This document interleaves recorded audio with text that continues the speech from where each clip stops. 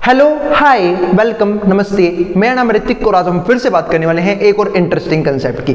तो ये वीडियो उन बच्चों के लिए मोस्ट इंपॉर्टेंट होने वाली है जिनका फर्स्ट सेमेस्टर का एग्जाम होने वाला है या फिर जिनके पास सब्जेक्ट है बेसिक मैथमेटिक्स फॉर इकोनॉमिक्स। करते हैं फिर शुरुआत एक और इंपॉर्टेंट वीडियो की। चैप्टर नंबर 1 नंबर सिस्टम अब ऑलमोस्ट खत्म हो चुका है, सारे कंसेप्ट खत्म हो चुके हैं। लास्ट वीडियो में मैंने बात करी थी कुछ क्वेश्चंस की और इस वीडियो में भी हम बात करने वाले हैं कुछ क्वेश्चंस की। आई बात समझ में? तो करते हैं फिर शुरुआत इस वीडियो की। और भाई जिसको फिर भी कोई डाउट कोई भी दिक्कत रह जाए किसी भी चीज़ में तो अपने नीचे कमेंट बॉक्स में कमेंट डाल देना, ठीक है। और अगर वीडियो पसंद आए तो भाई वीडियो को लाइक करना और चैनल को सब्सक्राइब करना बिल्कुल ना भूलें ऐसी वीडियोस के लिए। तो करते हैं फिर शुरुआत इस वीडियो की, ठीक है, जहाँ पे हम कुछ क्वेश्चंस को करेंगे। तो right an irrational number between the following pairs of number. हमें क्या लिखने हैं? इरेशनल नंबर लिखने हैं इन नंबर्स के बीच में।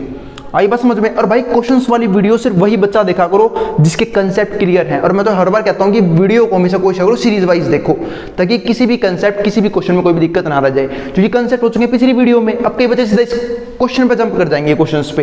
तो मेरे भाई जब आपको कंसेप्ट ही नहीं आएगा क्वेश्चन कैसे करोगे? आई बात समझ में? तो पहले कंसेप्ट की वीडियो जरूर देखा करो क्वेश्चन करने से पहले। तो देखते हैं यहाँ पे, तो हमें इरेशनल नंबर लिखने हैं इन नंबर्स के बीच में। ये जो अलग अलग नंबर दे रखे हैं C1 और 3 के बीच में, √3 और 3 के बीच में, √2 और √5 के बीच में, √2 और -√2 और √2 के बीच में। तो चलो देखते हैं 1 और 3 के बीच में हमें क्या लिखना है? Irrational number. सबको पता है इरेशनल नंबर लिखना बहुत ही ईजी होता है, बस आपको डेसिमल एक्सपेंशन होता है ना उसका, वो आपको नॉन टर्मिनेटिंग और नॉन रिपीटिंग करवाना है। जैसे मैं दिखाता हूं, अब 1 और 3 के बीच में कोई भी नंबर ले लो, 2 आता है ना, बहुत बढ़िया, 2 लिख लो। 2.01 001 0001 0001। अब एक कभी रिपीट करेगा ही नहीं, ना रिपीट करा ना टर्मिनेट हो रहा, खत्म हो गया, बन गया इरेशनल नंबर। और भी लिख रहे हैं क्या आपको? और लिख लो 2.565556 बस हो गया।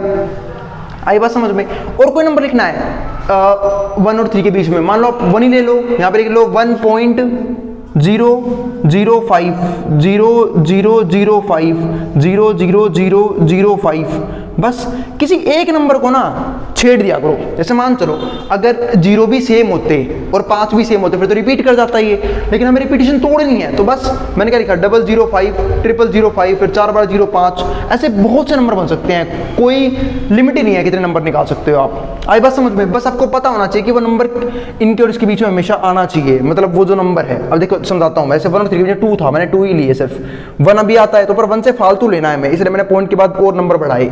आई बात समझ में? आप ले सकते हो 1.53553, ठीक है, 5553, कितने नंबर हो सकते हैं, कोई लिमिट नहीं है नंबरों की। इसका मतलब ये भी है कि 2 नंबर्स के बीच में इनफाइनाइट इरेशनल नंबर होते हैं। अब कैसे बना लो, बस वो आपका डेसिमल एक्सपेंशन नॉन टर्मिनेटिंग और नॉन रिपीटिंग होना चाहिए। क्योंकि हमने बात करी थी कि इरेशनल नंबर का decimal expansion non terminating non repeating होता है। चलते हैं फिर अगले क्वेश्चन के ऊपर। सेकंड पार्ट देखते हैं इसका क्या है, √3 and 3 अब इसके बीच में निकालने हैं। तो √3 जो है उसका डेसिमल एक्सपेंशन कैसा होता है? पहले √3 की वैल्यू निकालो अप्रोक्सीमेटली। √3 की अप्रोक्सीमेट वैल्यू लेते हो 1.732 और 3 की तो 3 है ही। अब मैं इसके बीच में निकालना है तो एक सिंपल सी बात है, मैं कह सकता हूँ ये 1 से फालतू है और ये 3 है, तो 2 तो इन दोनों के बीच में ही आएगा। तो बस मैं 2 ले लिया एक नंबर, फिर से 2 को पकड़ लिया, 2.05, ठीक है, 005 0005 बस बनाते रहो नंबर यूं ही, कोई दिक्कत नहीं है। और नंबर देखने हैं 2.72 722 722 बस। अगली बार क्या होगा? 7 4 बार 2 रिपीट होंगे ही नहीं कभी, ये ना रिपीट हो रहे ना टर्मिनेट हो रहे, खत्म, बन गया इरेशनल नंबर। अगला सवाल देखो √2 और √5। अब √2 की अप्रोक्सीमेट वैल्यू क्या होती है? √2 की अप्रोक्सीमेट वैल्यू होती है 1.41, ये आपको पता होना चाहिए। और √5 की अप्रोक्सीमेट होते हैं 2.25 समथिंग, 2.25 जो भी अप्रोक्सीमेट। अब 1.41 से 2.25 लेना है तो कोई भी नंबर ले लो बीच में, 1.7 से शुरू कर लो, पर इससे आगे लेना है और इससे पीछे लेना है। 1.7 ले लो, 732, ठीक है, 7322 73222 बस चलता रहेगा ना। तो ये कभी टर्मिनेट हो सकता ना रिपीट कर सकता। और भी सोचने नंबर, और सोच लो 1.56 556 5556 हो गया, बन गए रैशनल नंबर। बच्चों वाले सवाल थे सारे के सारे ये हमारे, ठीक है। अगला सवाल देखो, -√2 से √2 है। अब -√2 यानी कि कुछ भी हो, नेगेटिव नंबर है, यानी कि ये माइनस का 1.41 देखो √2 के लिए लिखी हुई है, और ये है प्लस का 1.41, आपको बीच में लेना है। एक सिंपल सी बात है, जीरो तो आएगा ही, ये नेगेटिव है पॉजिटिव, जीरो बीच में आएगा ही, तो बस जीरो को ले लो और जीरो को पकड़ के कितने नंबर बना दो, तो 0.1411411114, बस ये सारे थे। इस तरीके से बनते हमारे इरेशनल नंबर। आई बात समझ में? तो फर्स्ट क्वेश्चन इस वीडियो का यूं ही ढेर हो चुका है, ठीक है। इससे पहले के जो 8 सवाल थे ना, वो पिछली वीडियो में करवा चुका हूं, जिसने अब तक वो वीडियो ना देखी हो, आप वो वाली वीडियो भी देख सकते हैं। देखते हैं अगला सवाल। अगले सवाल में क्या है, 233102 एक नंबर लिखा हुआ है, डिविजिबल बाय 12। क्या मुझसे पूछ रहा है क्या वो 12 से डिवाइड होगा? अब कई बच्चे ना एग्जाम में इस क्वेश्चन करने बैठ जाएंगे, अरे मेरे भाई उसने पूछा है कि क्या ये नंबर 12 से डिवाइड होगा या नहीं, डिवाइड करने का आंसर नहीं पूछा उसने हमसे, तो बस डिविजिबिलिटी रूल यूज किया करो चेक करने के लिए। तो एक काम कर लो, अब ये नंबर लिखा हुआ है, कोई भी दुनिया का नंबर है ना, अगर वो 12 से डिवाइड हो रहा है तो पक्का उसके फैक्टर यानी कि 4 और 3 से डिवाइड होगा। इसका मतलब अगर कोई नंबर, हमें ये चेक करना है कि वो 12 से डिवाइड हो रहा है या नहीं हो रहा, उसे बस इतना चेक कर लो क्या वो 4 और 3 से डिवाइड हो रहा है। तो उसके लिए आपको पता होना चाहिए 4 और 3 का डिविजिबिलिटी रूल। और 4 का डिविजिबिलिटी रूल क्या था कि अगर किसी भी नंबर के लास्ट के 2 डिजिट अगर 4 से डिवाइड होते हैं तो पक्का पूरा नंबर 4 से डिवाइड हो जाएगा। तो लास्ट के 2 डिजिट इस नंबर में कौन से हैं, वो है 24। क्या 24 4 के पहाड़े में आता है? बिल्कुल 6 पे आता है, 4 6 24, तो बस 4 से डिवाइड हो गया। अब 3 से करना है, 3 से चेक करना भी काफ़ी ईजी है। कैसे? इन सब का सम कर लो सारी डिजिट्स का, तो 2 प्लस में 3 प्लस में 3 प्लस में 1 प्लस में 0 प्लस में 2 प्लस में 4, सबका सम कर लो। तो 2 जमा 3 कितने हो गए? 5, 5 जमा 3 8, 8 और 1 9, 9 और 2 11, 11 और 4 15। क्या 15 3 के पहाड़े में आता है? बिल्कुल 15 भी 3 के पहाड़े में आता है, 5 पे आता है। तो 3 का डिविजिबिलिटी रूल क्या था कि अगर किसी भी नंबर के डिजिट का सम 3 से डिवाइड हो जाए तो पूरा का पूरा नंबर ही 3 से डिवाइड हो जाएगा। तो क्या इनके डिजिट का सम कितना आया? 15। क्या वो 3 के पहाड़े में आता है? आता है, तो ये पूरा नंबर क्या होगा? 3 से डिवाइड होगा। और अगर ये नंबर 3 और 4 दोनों से डिवाइड हो रहा है, इसका मतलब ये पक्का 12 से भी डिवाइड हो जाएगा। कोई सा क्वेश्चन आ जाए बस ऐसे कर लेना, ठीक है, अगर वो 12 का है तो। आई बात समझ में? अभी से कोई भी रोक नहीं सकता 12 से डिवाइड होने से। अब देखते हैं सवाल नंबर 11वां, बेफजूल का सवाल है। पिछले क्वेश्चन से भी एक ऐसा एक सवाल था। फर्क कितना है, वहां पे हमने 1 से लेके 41 के बीच में प्राइम नंबर निकाले थे, अब की बार क्या है 1 to 100 हमें सारे प्राइम नंबर निकालने हैं। तो भाई प्राइम नंबर निकालना शुरू करते हैं। तो पहला प्राइम नंबर क्या होगा? 2, 1 और 2 के बीच में। ध्यान रखना 2 इकलौता ऐसा प्राइम नंबर होता है जो इवन होता है, इसके अलावा कोई भी इवन प्राइम नंबर नहीं होता, ठीक है। 2 फिर 3 फिर 5, ठीक है, और फिर किस में क्या हो सकता है? 7, 9 होता नहीं, 9 3 से कट जाता है, 11 13, क्योंकि भाई इसमें कोई शॉर्ट ट्रिक नहीं है। उसने पूछा कितने नंबर ऐसे हैं तो आपको चेक करना ही पड़ेगा। 13 15 हो नहीं सकता, 17 19 बिल्कुल किसी के पहाड़े में नहीं आता, 21 3 के पहाड़े में आ जाता है, 7 के पहाड़े में आता है, 21 नहीं हो सकता, 23 हो सकता है, किसी के पहाड़े में नहीं आता। 23 के बाद 25 5 से कट जाता है, 27 9 से कट जाता है, 29 किसी के पहाड़े में नहीं आता, 31 किसी के पहाड़े में आता है, 33 3 के पहाड़े में आता है, 35 5 के पहाड़े में आता है, 37 नहीं आता किसी के पहाड़े में, 37 एक और नंबर मिल गया हमें। 37 के अलावा 39 13 से कट जाता है, 3 से कट जाता है, 39 41 बिल्कुल 41 भी है, 41 फिर 43 भी है, 43 के बाद 43 45 5 से कट जाएगा, 45 47 हो सकता है, 47 49 7 से कट जाएगा, 51 3 से कट जाएगा, 51 नहीं हो सकता, 53 हो सकता है बिल्कुल, 53 55 नहीं हो सकता, 57 नहीं, 19 के पहाड़े में आता है, 3 के पहाड़े में आता है, 57 नहीं हो सकता, 59 हो सकता है बिल्कुल, 59 किसी के पहाड़े में नहीं आता, 61 भी हो सकता है, 63 नहीं हो सकता, 65 नहीं हो सकता, 67 हो सकता है, 67 हो गया। फिर 69 नहीं, 3 से कट जाएगा, 69 71 बिल्कुल हो सकता है, 73 नहीं, 73 नहीं हो सकता, किसी के पहाड़े में नहीं आता 73, ठीक है, 73 75 कट जाता है 5 से ही, ठीक है, 75 भी हो गया। 75 के अलावा क्या होता है, जल्दी वो सोचो यार। 77 11 से कट जाता है, 77 नहीं हो सकता, 77 के अलावा 79 नहीं हो सकता, 79 81 नहीं हो सकता, 9 से कट जाता है, 83 हाँ 83 हो सकता है, 85 नहीं हो सकता, 85 नहीं हो सकता, 87 हो सकता है, 87 भी नहीं हो सकता, 3 से कट जाएगा, 89 हाँ 89 हो सकता है, 91 नहीं हो सकता, 91 13 से कट जाता है, 3 से कट जाता है, और 91 नहीं 13 से कट जाएगा, हाँ और 7 से कट जाएगा 91, और 93 भी नहीं हो सकता, 95 भी नहीं हो सकता, 97 हाँ 97 हो सकता है, और 99 तो खुद 9 से भी कट जाएगा, 3 से भी कट जाएगा, 11 से भी कट जाएगा। तो ये नंबर हमारे वो हैं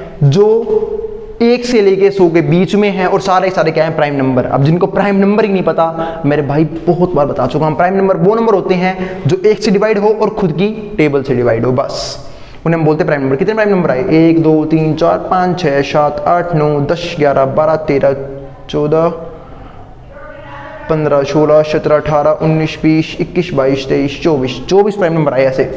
24 नंबर हमारा इसका ऑप्शन है। हमने सारे प्राइम नंबर चेक कर लिए। अब देखते हैं अपना अगला सवाल, क्वेश्चन नंबर 12वां, find the difference between the largest 3 digit number. हमें डिफरेंस बताना है लार्जेस्ट 3 डिजिट का नंबर। तो पता है लार्जेस्ट नंबर कैसे निकालते हैं, जितने डिजिट है ना सबके जगह 999 यूज कर लो। जैसे कि largest 1 digit number is 9, 2 digit number is 99, सबसे बड़ा नंबर होता है भाई 99 2 डिजिट में, ठीक है।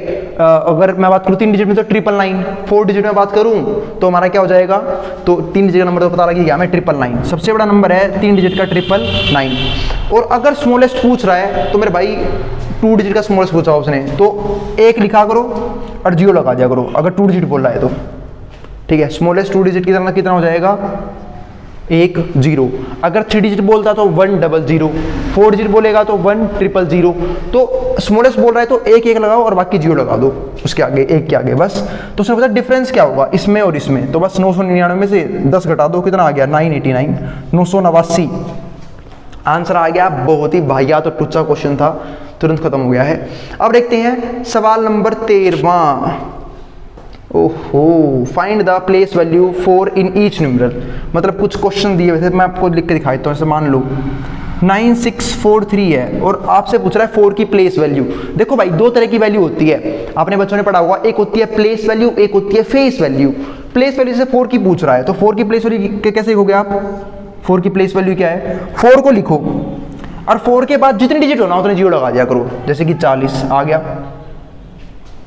ठीक है। अब ऐसे मान लो कोई आपसे पूछे ऐसे दे दे क्वेश्चन 4963, फिर से 4 की प्लेस वैल्यू पूछ ली उसने, आप मान लो सपोज करो इस क्वेश्चन में, तो 4 लिखो, 4 के बाद जितने नंबर है ना उतनी 0 लगा दो, 1 2 3 ये आ गया, ये उसकी प्लेस वैल्यू। लेकिन अगर मान लो फेस वैल्यू पूछते हैं तो कुछ नहीं, फेस वैल्यू वही नंबर हो जाता है, फेस वैल्यू वही नंबर हो जाता है। जैसे कि 4 की प्लेस वैल्यू और फेस वैल्यू 4 ही है, 9 की फेस वैल्यू 9 ही है, 6 की फेस वैल्यू 6 ही है, ठीक है। लेकिन अगर फिर से बोले 6 की प्लेस वैल्यू तो कुछ मत करो, 6 लिखो, 6 के बाद कितनी डिजिट है, एक ही डिजिट है, उतनी 0 लगा दो। आसान सा क्वेश्चन, टूचा सवाल हो गया ढेर।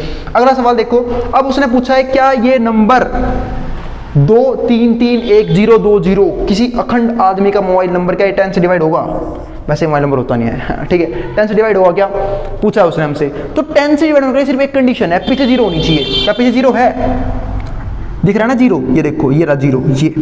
अब इसकी वजह से हमारा क्या हो गया, 10 से डिवाइड हो जाएगा। तो बस उसने पूछा था क्या ये नंबर 10 से डिवाइड होगा, बिल्कुल होगा। 10 का डिविजिबिलिटी रूल ये कहता है कि अगर किसी नंबर के पीछे 0 है तो उसे 10 से डिवाइड होने से कोई नहीं रोक सकता है। तो ये हमारा क्या बन गया इस सवाल का आंसर।